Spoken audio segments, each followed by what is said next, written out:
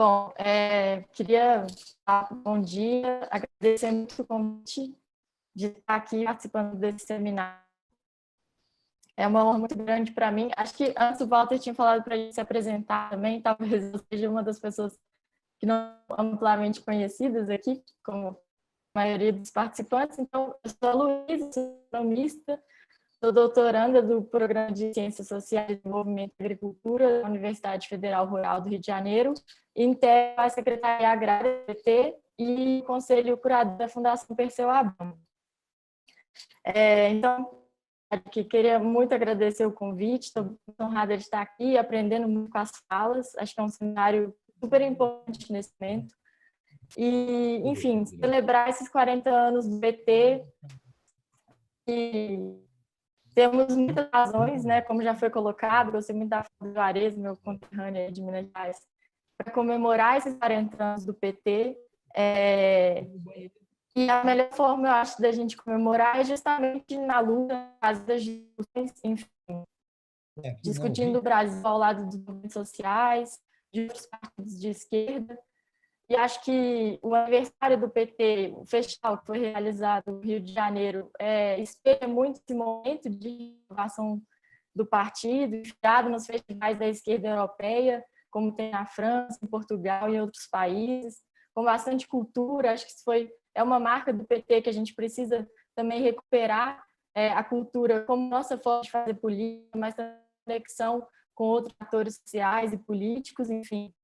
E junto a outros companheiros de esquerda também, né, que tiveram presente nesse seminário e que fazem parte da nossa história do PT, enfim, que nós queremos continuar caminhando juntos. Acho que os 40 anos do PT também, e nesses últimos anos, especialmente nesses últimos 2 anos, a PT conseguiu se reorganizar, digamos assim, após um momento de bastante perplexidade, que todos nós do PT e da esquerda brasileira vivenciaram, especialmente após o golpe, né, que derrubou a presidenta Dilma, e que pode, acho que esse momento de perplexidade, essa incapacidade, digamos assim, mais urgente de reação, pode ter durado mais tempo do que deveria, vou discutir aqui, mas que está, inclusive, expressa na nossa própria perplexidade diante da eleição do Bolsonaro. E eu acho que essa que eu estou colocando aí como uma perplexidade, enfim,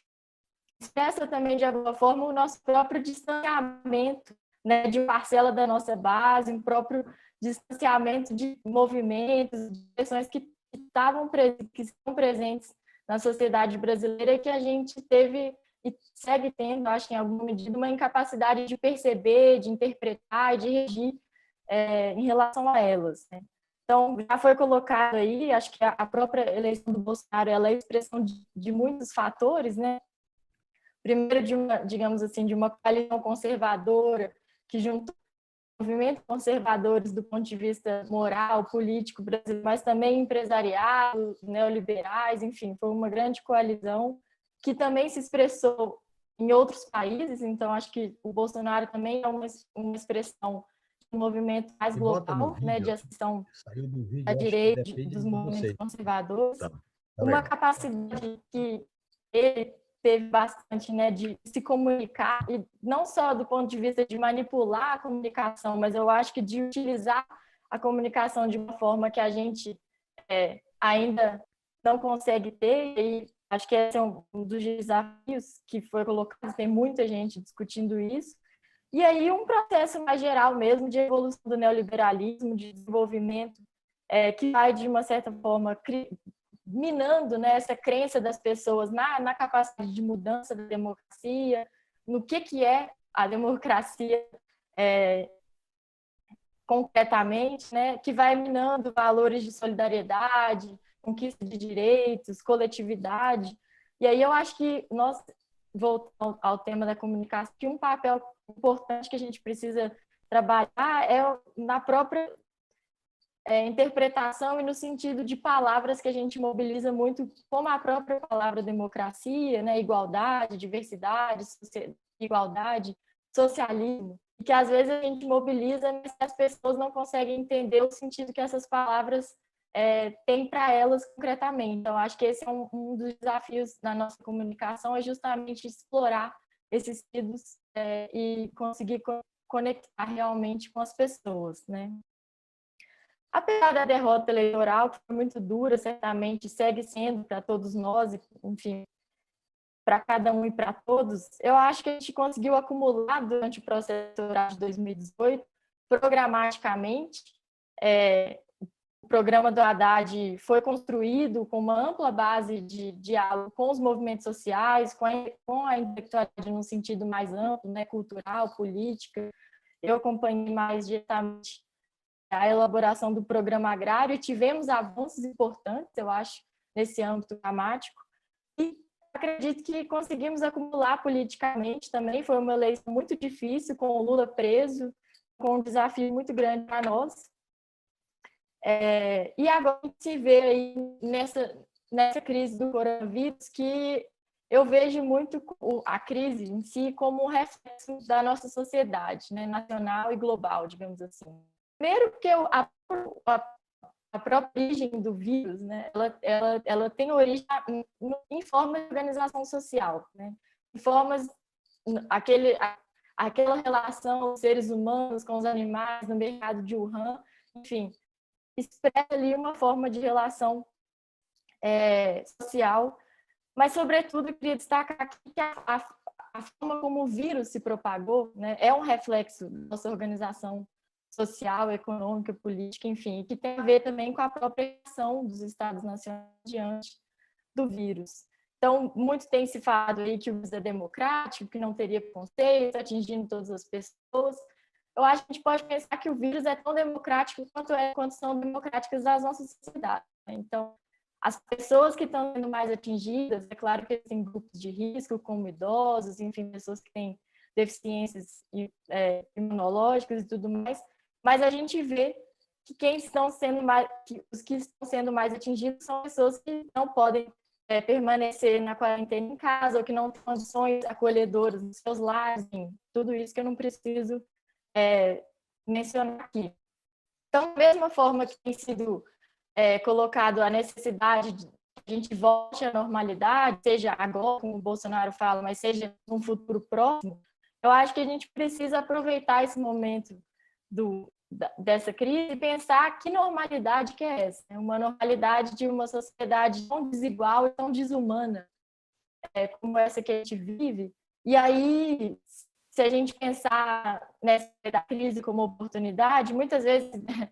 essa fragilizada em termos de ganhar na crise, né? de comprar na baixa, digamos assim, se a gente for usar o jargão dos valores, da bolsa de valores, eu vejo essa crise como uma possibilidade de mudança emergencial, e a gente está vendo muitas ações bastante interessantes. Acho que cabe uma parcela de ceticismo em relação, sobretudo, aos movimentos de alguns economistas no Brasil e no mundo, mas tem sido um movimento interessante, em alguma medida, acho que até mais específico que a gente viu na crise de 2008 em relação à organização econômica, mas uma possibilidade de mudança também de longo prazo, mais estratégica, e aparece, então, como uma oportunidade para a gente fazer uma discussão mais ampla, né, da esquerda brasileira e aqui no nosso âmbito aqui do PT.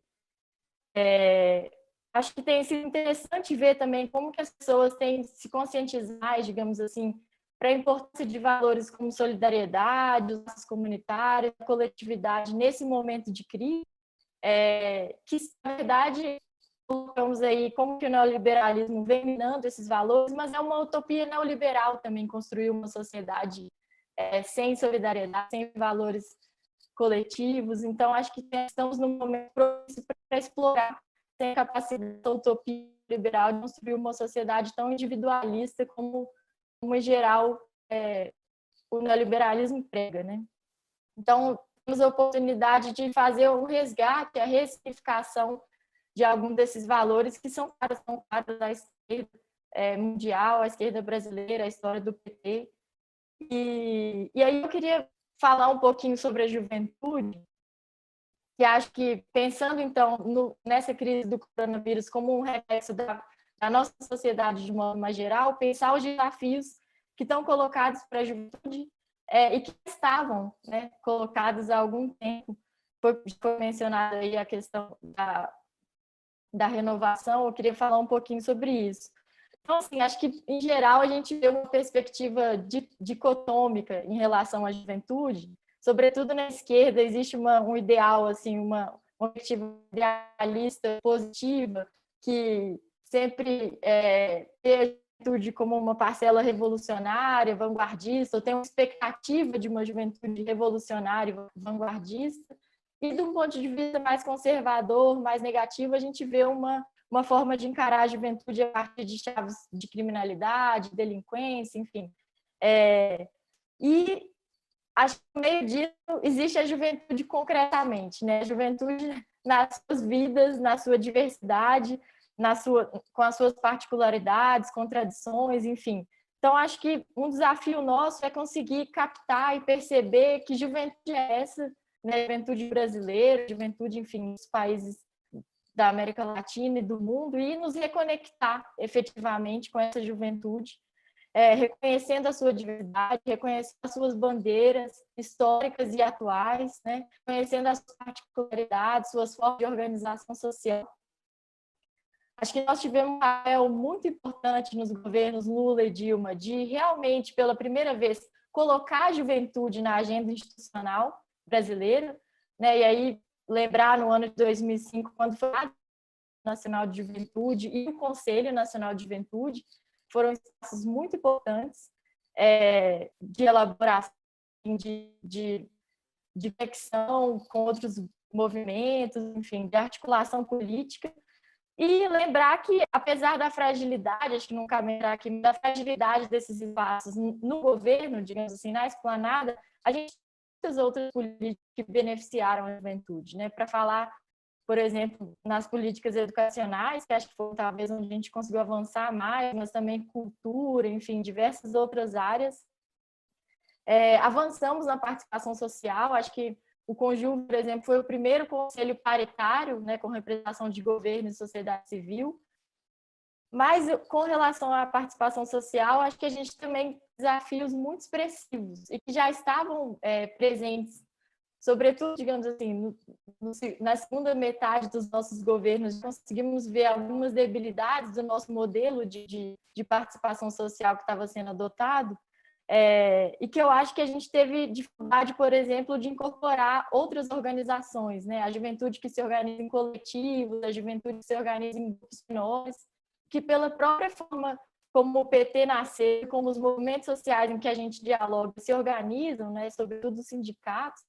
grandes movimentos de organização de trabalhadores, a gente tem dificuldade de conversar mais com esses grupos menores, enfim, com indivíduos que talvez não estejam se organizando em nada e que a gente poderia ter um papel não só de aproximar esses indivíduos para que se organizem, né, esses jovens trabalhadores, para que eles participem de movimentos e de organizações, mas para que a gente também consiga descer ao nível de organizações mais moleculares, digamos assim. E aí eu acho que um outro desafio seria, ou enfim, uma outra debilidade, foi não combinar esse sistema de participação que estava ativamente ocorrendo no governo federal com os conselhos, com as conferências, etc.,